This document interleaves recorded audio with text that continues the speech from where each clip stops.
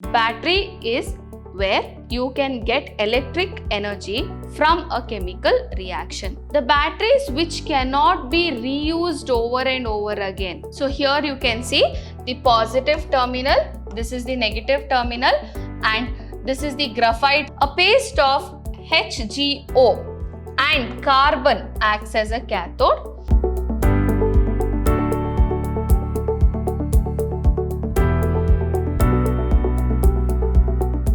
Hello my dear students, welcome back to session 8 on the chapter electrochemistry. Last class we studied about the molar conductivity, the variation of conductivity and molar conductivity with the concentration, and we also learnt about the Kohlrausch law and its applications. Today we shall learn about the batteries. What are batteries? Any battery or a cell that we can use as a source of electrical energy is one or more than one galvanic cell which is connected in series. So what is a battery? Battery is where you can get electric energy from a chemical reaction. That means it is a galvanic cell, or it's an electrochemical cell where you are converting the chemical reaction, or you are withdrawing the electrical current from a chemical reaction. So the galvanic cells can be one, or it can be number of galvanic cells which is connected in series, using which you are withdrawing electrical energy. So batteries can be of basically two types, that is primary battery and secondary battery. So first one will go into the primary battery. What is the meaning of primary battery? The batteries which cannot be reused over and over again. Okay, that is, once the chemical reaction is over and you have withdrawn all the electrical current from that, or electrical energy is completely taken out or withdrawn from it, then it cannot be reused again. Such batteries are called as primary batteries. So we'll see the definition. In primary batteries, the reaction occurs only once, and after use over a period of time, the battery becomes dead and cannot be reused again, are called as primary batteries. Example, dry cell, mercury cell, etc. So first we will learn about the dry cell, which is also known as Leclanche cell. What is it? It's called as the Leclanche cell or the dry cell. You all have seen the normal batteries which is there in our remote or in the clock, isn't it? Such batteries are nothing but dry cell or Leclanche cell. Now in this cell, the anode is the zinc container. Okay. The cathode is the graphite rod surrounded with manganese dioxide and carbon, and the electrolyte which is used, which is filled in between the electrodes, is ammonium chloride and zinc chloride. So what is it? Anode, what we have used? It is zinc container.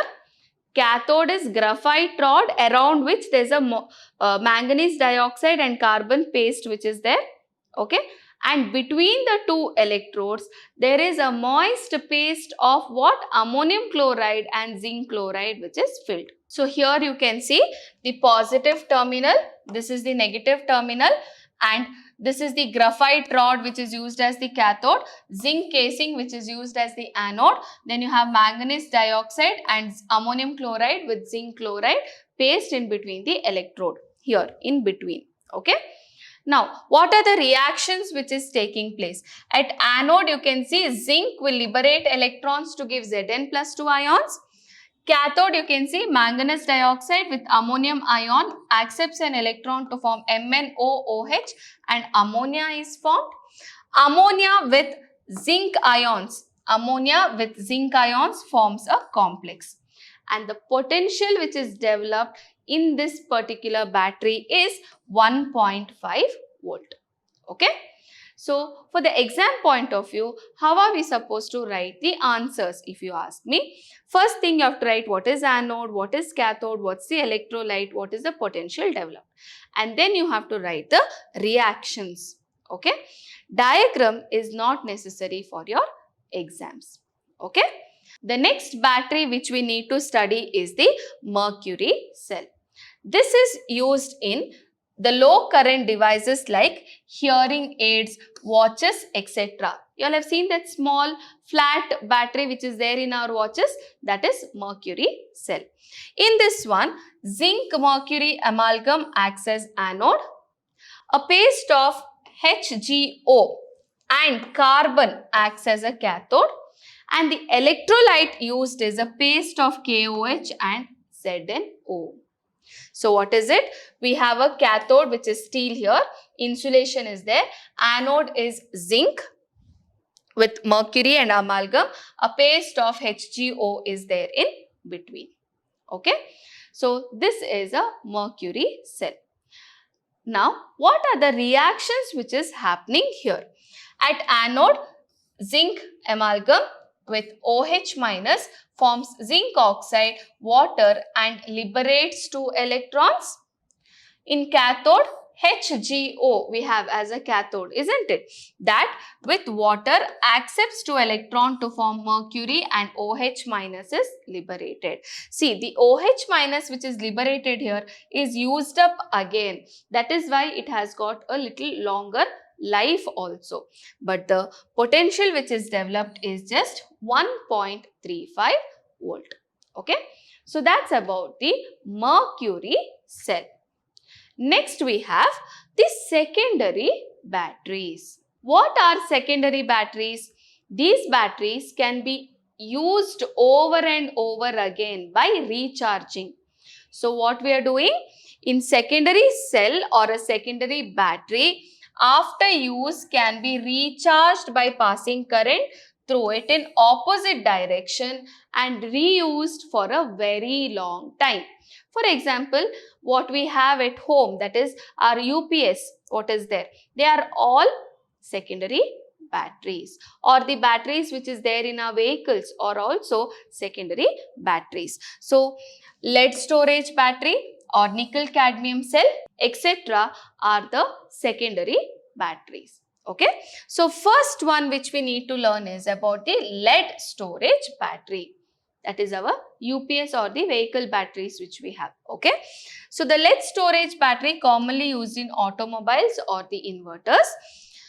It consists of lead as anode and a grid of lead packed with lead dioxide as the cathode. Here we have anode, which is the lead packed with spongy lead, and alternatingly you can see this is anode, these two are cathode. Anode, cathode. There is one more grid, okay, in which there is lead dioxide. See, lead plate packed with lead dioxide which is used as the cathode. And what is the electrolyte? 38% H2SO4 is the electrolyte in our inverters. Okay. So, what is the reaction which occurs? The cell reaction is like this. At anode, we have lead. Lead with sulfate ions from sulfuric acid forms lead sulfate to liberate 2 electrons.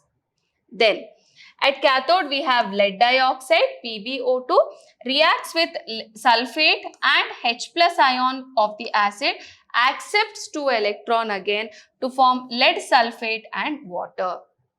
Okay. So, the overall reaction, if I write 2 electrons and 2 electrons gets cancelled. Here, Pb plus PbO, okay. 4H plus and 2SO4, I have written it as 2H2SO4, or if you are getting confused, you can write 4H plus and 2SO4, 2 minus also, it is fine. Okay. Then you have 2 lead sulfate and water molecule which is formed. That is, I am adding these two reactions to get the net reaction. Now, this is the overall reaction. When we recharge, what is happening? Exactly reverse of this reaction will happen. So, when you recharge the battery or when you are charging that battery again, Okay, you have used it. Again, you are passing current so that it can be charged. What is the reaction that is taking place? That is PbSO4, lead sulfate, with water. It will form lead plus lead dioxide and H2SO4. I need to balance this. So this is 2 and here it is 2 and here also it is 2. So 4, 4. Okay, this is a balanced equation. So this is the equation on charging. Okay, so that's about the lead storage battery. Next is about the nickel cadmium cell. So what is a nickel cadmium cell? It is another type of a secondary cell or a secondary battery which has longer life than the lead storage battery, but it is very expensive to manufacture. Okay, the overall reaction is cadmium with nickel hydroxide forms cadmium oxide, nickel hydroxide. See here NiOH3, here NiOH2 and water. And this is nickel cadmium cell. Okay, so this also is a cell which can be recharged. In your syllabus, there is only so much which you need to study, that is sufficient. Diagram I have just put for your reference. Okay, so that's about the secondary batteries. Next class, we will be learning about the fuel cells, corrosion, and we will do some of the numericals based on the conductivity, conductance, and also about the cell constant. Okay, so thank you my dear children. Stay tuned, stay focused.